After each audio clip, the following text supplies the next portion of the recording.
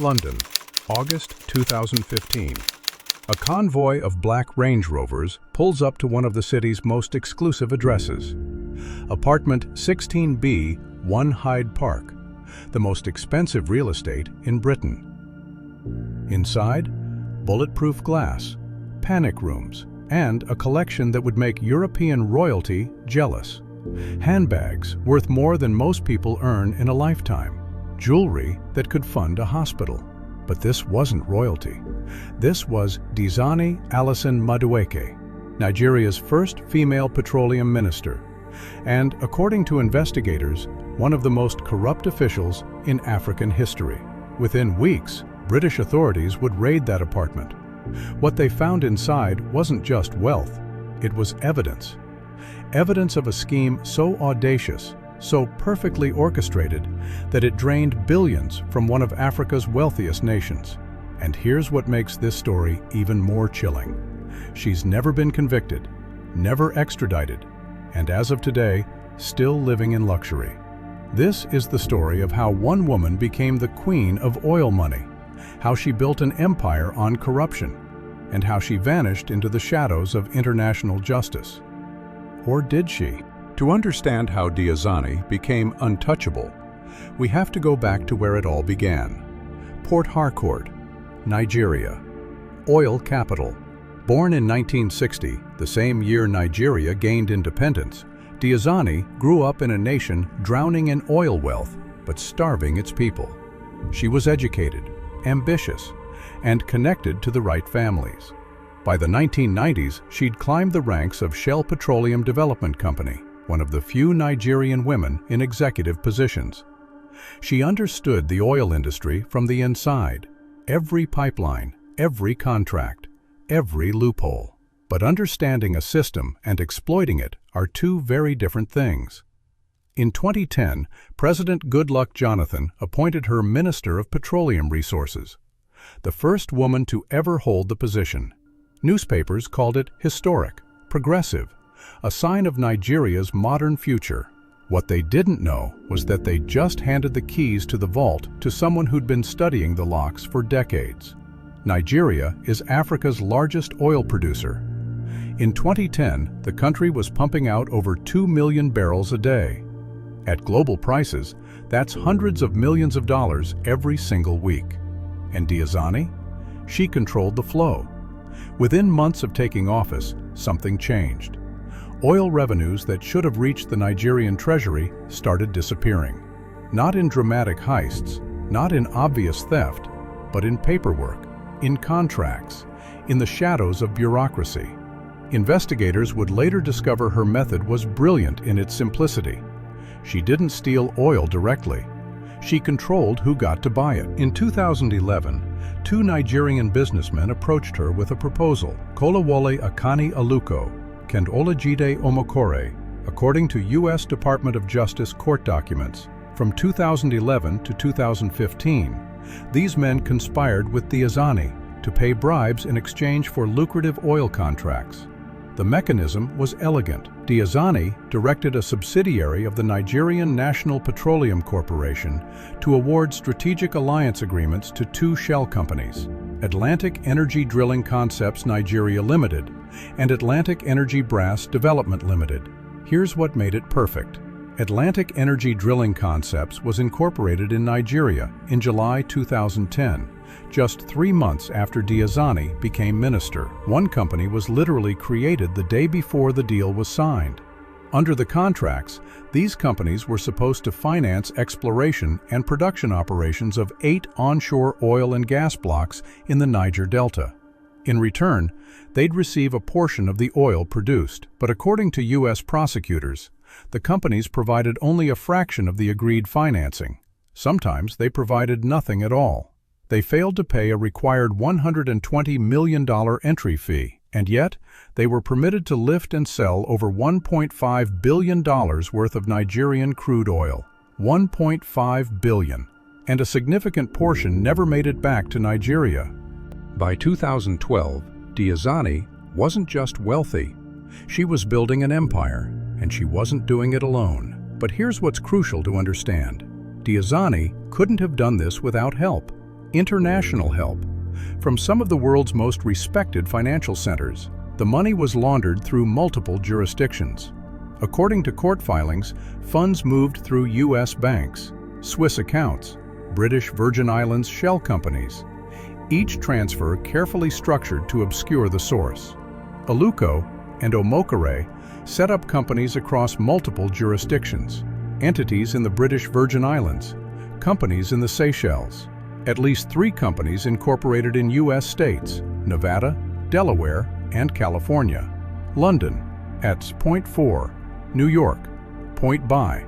Investigators would eventually track properties in all 3 cities. The apartment in 1 Hyde Park alone, valued at £12.5 million, but that was just the beginning. In Manhattan, Aluko purchased a $50 million condominium at 157 West 57th Street, one of the most expensive buildings in New York. In California, 4 homes in Santa Barbara and Beverly Hills. Total cost, over $70 million.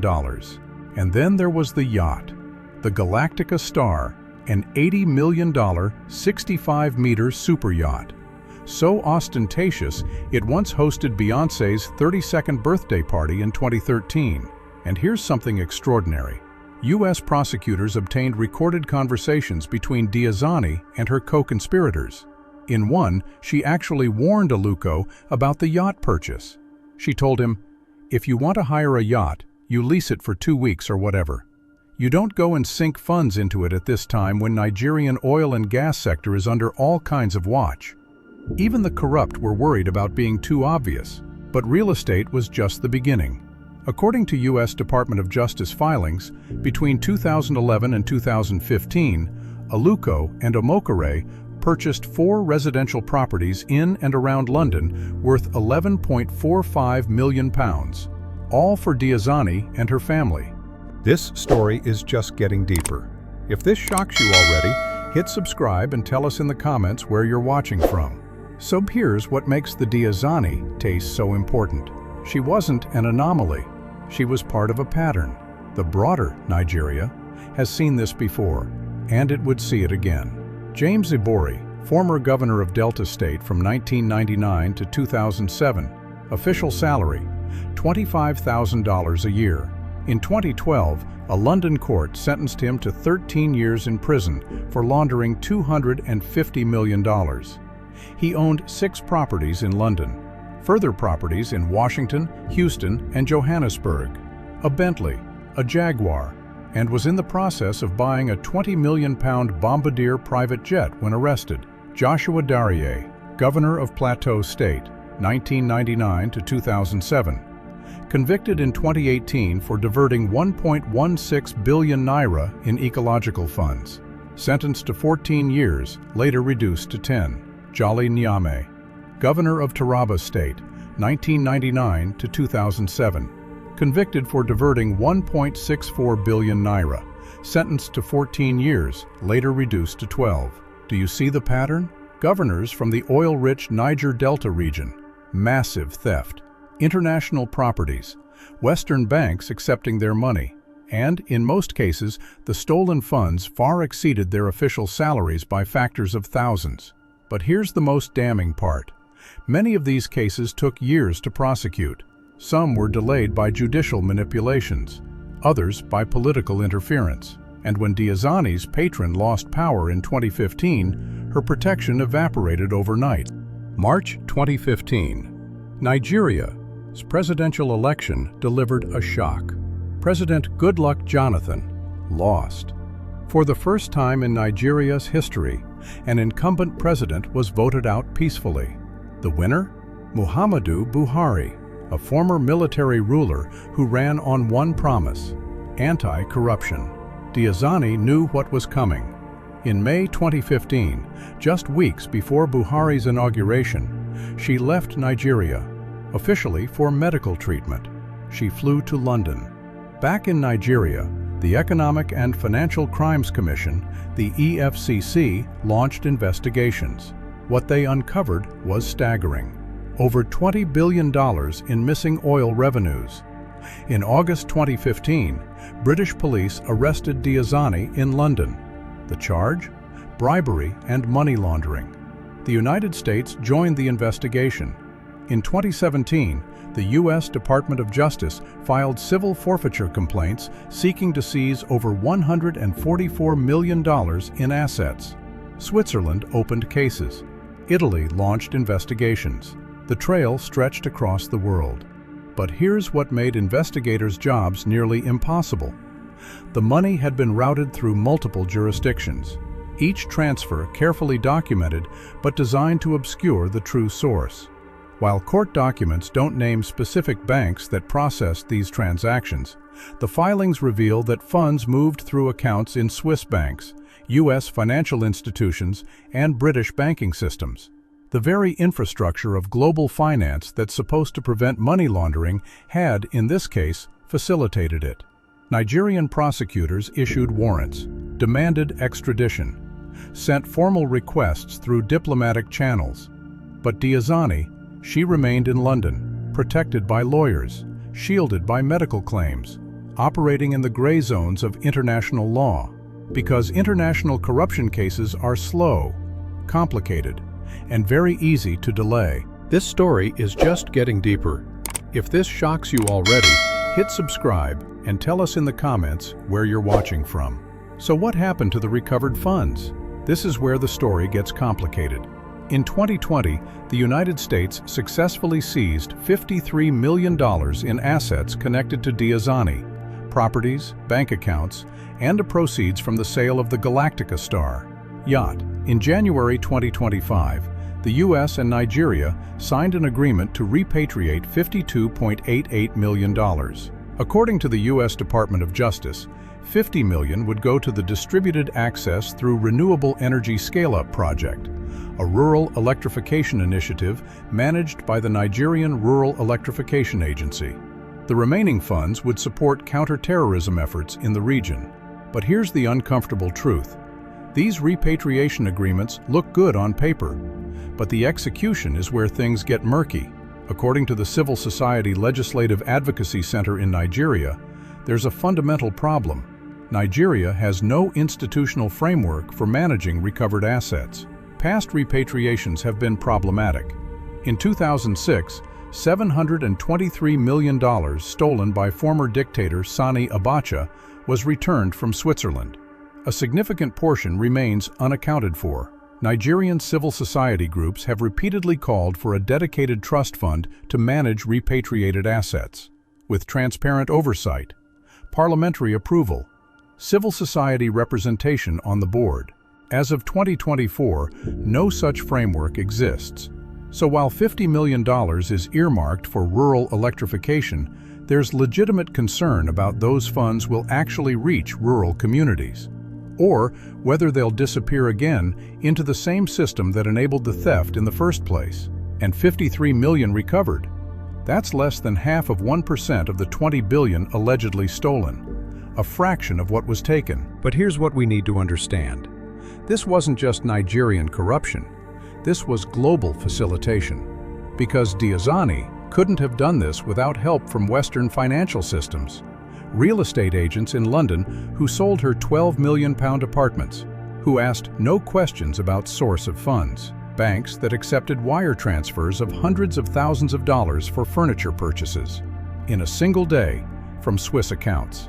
Wealth management firms that structured offshore companies in the British Virgin Islands, the Seychelles, jurisdictions designed for secrecy.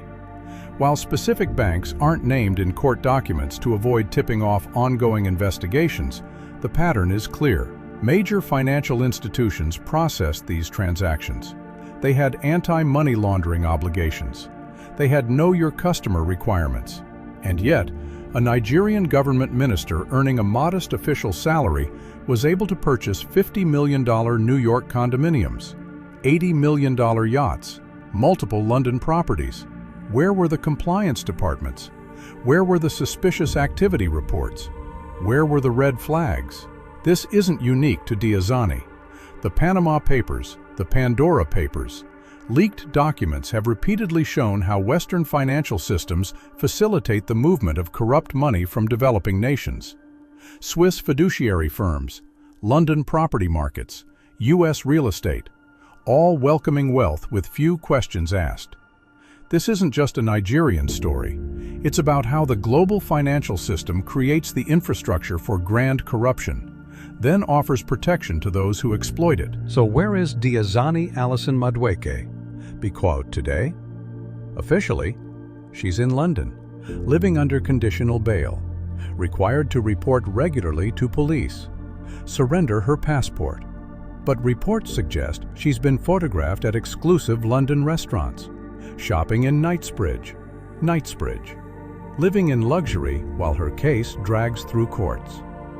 In 2021, Italian authorities charged her with international corruption. They alleged she'd paid bribes to Italian officials, used Italian businesses to launder money.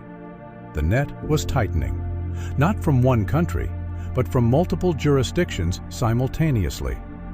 Her lawyers responded with denials, delays, claims of political persecution, arguments that she's too ill to face prosecution. And maybe she is ill.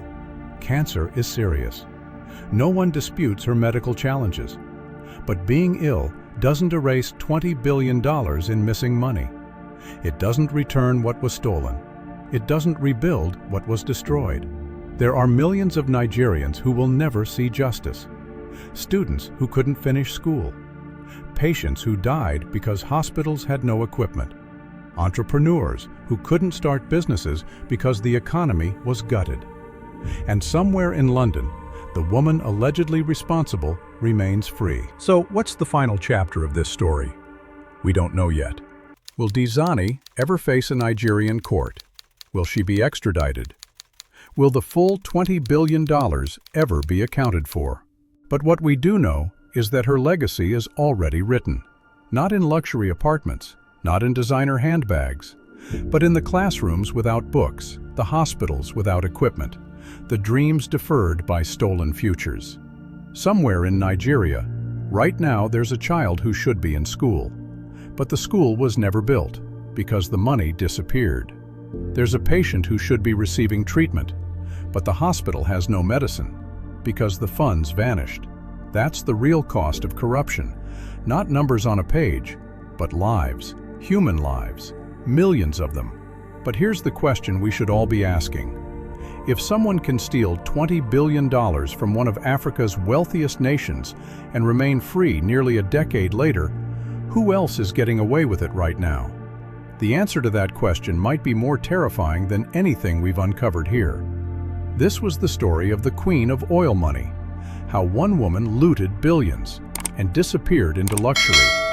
But the real story? The real story is still being written.